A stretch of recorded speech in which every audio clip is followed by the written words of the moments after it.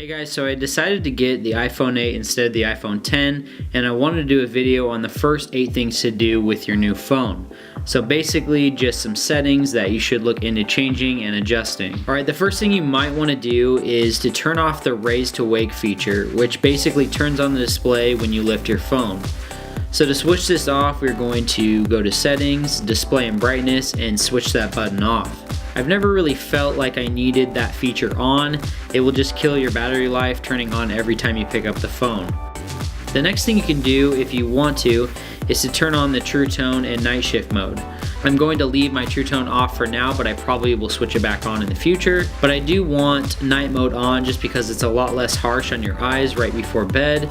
And here you can adjust the temperature and the time you want night mode to actually go on. The third thing I would adjust is the auto lock time on your phone. I feel like sometimes 30 seconds is too short, and I think that's the default setting. I like to keep mine on for about a minute, and I wouldn't switch it to never just because if you forget to lock your screen for some reason, your screen won't shut off until basically the phone dies or you realize that you left it on. The fourth thing that I would change if you don't know how to already is the keyboard settings. And you'll find this in general and scroll down to keyboard, and in here click on one-handed keyboard. It's automatically set to off, but I think it's really useful when typing with one hand. So now I'm just going to show you guys how to access the shorter keyboard.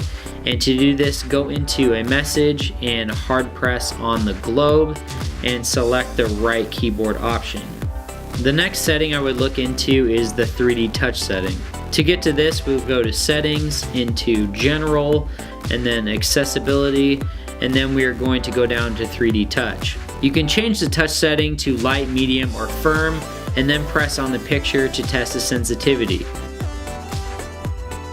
So now we will go back and I'll show you guys how this works within the phone. This feature has been so helpful for me for taking a quick glance at my Robinhood balance without opening the app, or just getting to something specific in an app faster. For example, if you want to just view your activity on Instagram or go right to the camera on Instagram, you can do that with this feature as well.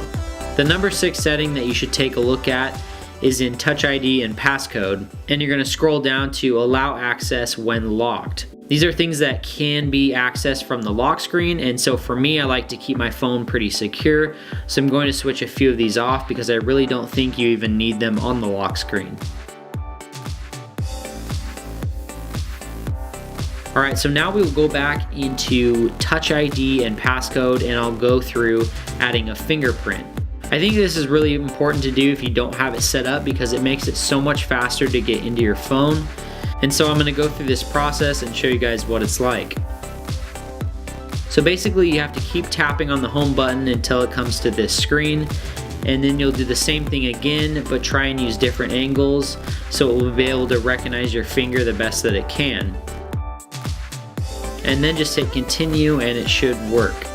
I now have 2 fingers registered on my phone, so I can unlock it with my index finger as well as my thumb.